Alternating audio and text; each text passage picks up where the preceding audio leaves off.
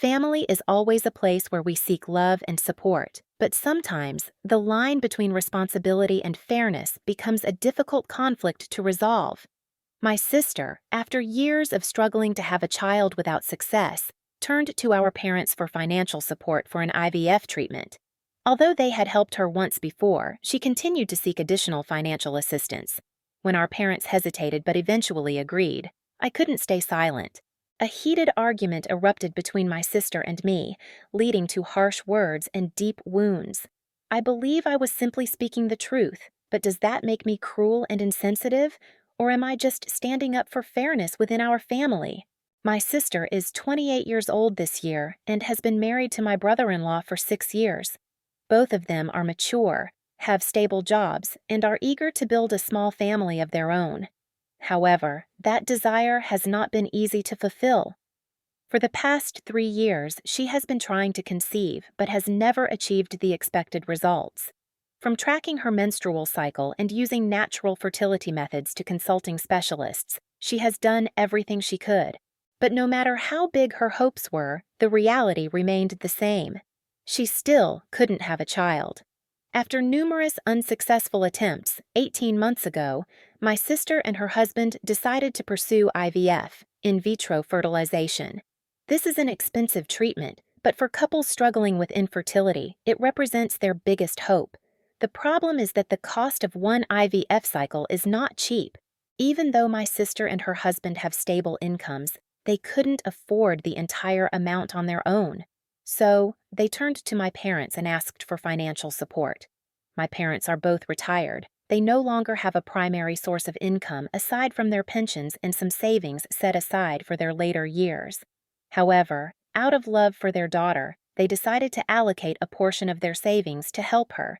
I still remember that day when my sister and brother-in-law came over. They both looked very anxious. She spoke about her longing to have a child, about the dream of becoming a mother that she had cherished for so long. Finally, she asked if my parents could sponsor one round of IVF. I could see the hesitation in my parents' eyes. It was a significant amount of money, and they had to consider their future as well. But in the end, love prevailed. My parents agreed to pay, and I contributed a small amount too, even though I had just started working and didn't have much savings. Unfortunately, things did not go as expected. The IVF attempt was unsuccessful. I remember when we received the news, I felt truly heartbroken for my sister. She had placed so much hope in this process, only to face immense disappointment. But I also understood that this was one of the risks of IVF. Paying for the treatment doesn't guarantee success. Many couples have to go through multiple IVF attempts before achieving a positive result. However, the harsh reality remains. Not everyone has the financial means to try repeatedly. As time passed, I thought everything had settled down, but then last night, my sister and her husband came over for dinner again. The meal was normal, but right after, my sister brought up the same topic. She said she wanted to attempt another round of IVF and asked if my parents could pay for it again. Immediately, I saw the hesitation in my parents' eyes. They love their daughter, but that doesn't mean they can keep spending money on something with no certainty. However, when my sister started crying, my parents gave in once more, and that was the moment when I could no longer stay silent. Although I knew that IVF doesn't always succeed on the first attempt, when my sister asked our parents to fund another round, I couldn't help but feel uneasy. Last time, our parents had reluctantly agreed to help, despite their hesitations. I understood that they loved their children and wanted to support my sister in achieving her dream of becoming a mother, but I also saw the reality. This was not a small expense, and more importantly, there was no guarantee of success. When my sister started tearing up, my parents, like they always did, softened. They agreed to fund another treatment. That was the moment I couldn't stay silent any longer. I stood up and voiced my opinion, saying that my sister was wrong to keep asking our parents for money for a procedure that had already failed and could fail again. I didn't deny her desire to have a child, but I believed that if something didn't work the first time, continuing to invest in it without a clear financial plan was an unrealistic decision. Moreover, our parents had already helped once. That was already a significant support. My sister and her husband were both adults with jobs and incomes. If they truly wanted to attempt IVF again, they needed to find a way to manage it themselves rather than relying on our parents. The discussion quickly escalated into a heated argument.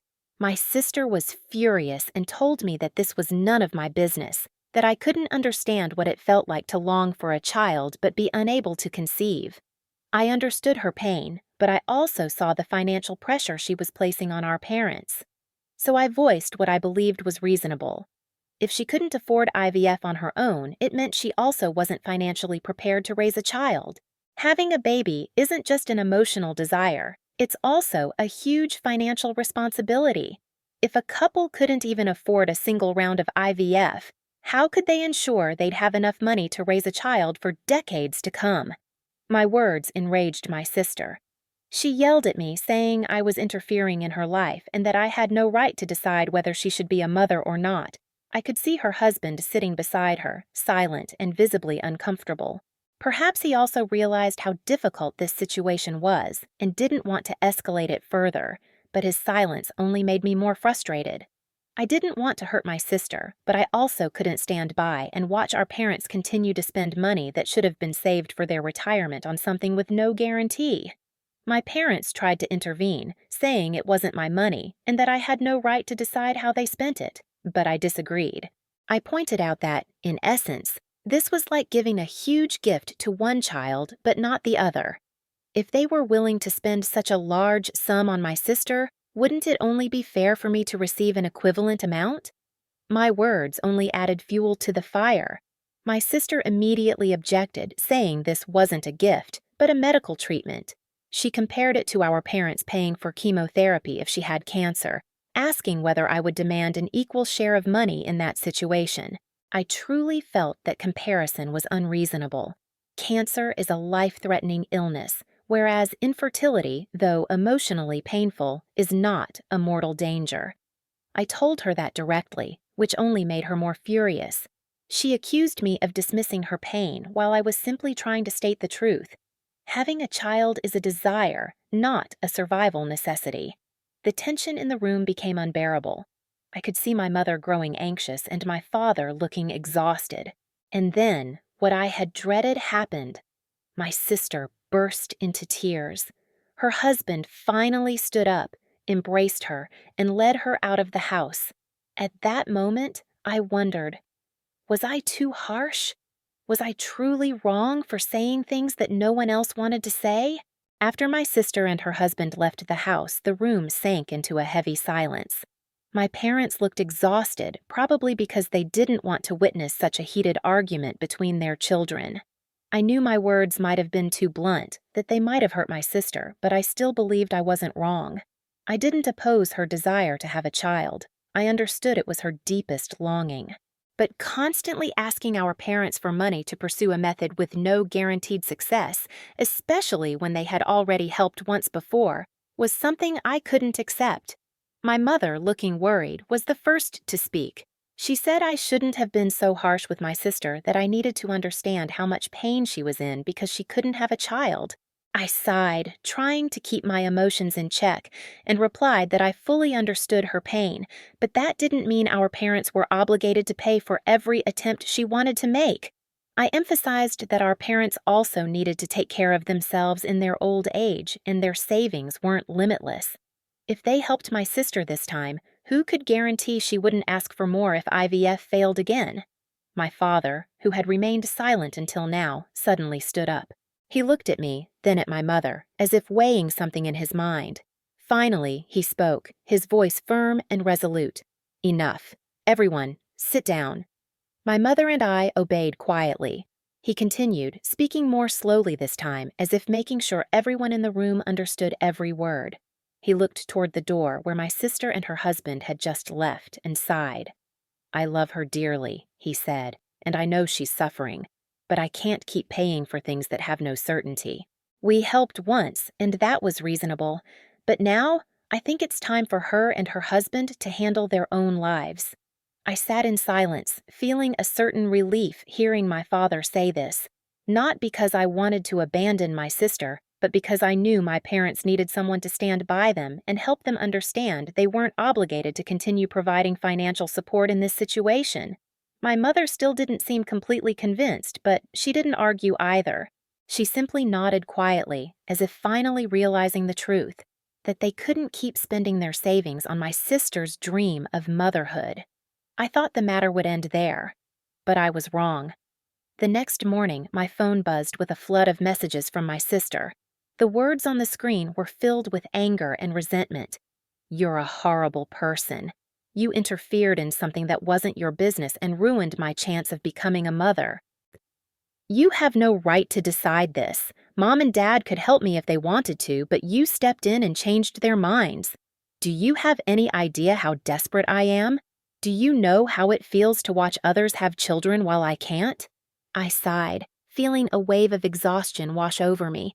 I didn't want to argue with her anymore, but I also couldn't apologize for something I believed was right.